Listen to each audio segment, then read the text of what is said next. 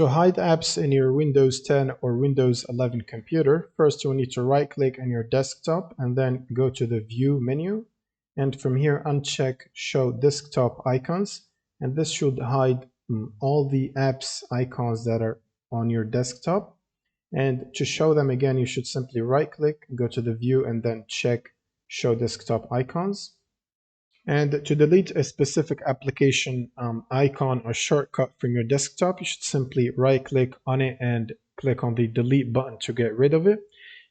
This will also only get rid of the icon of the application from your desktop, but it's already technically installed in your computer, and you can look for it in the search menu and then launch it from there, which is useful for apps that you need to have installed in your computer but not launch them from desktop or have an icon for them necessarily.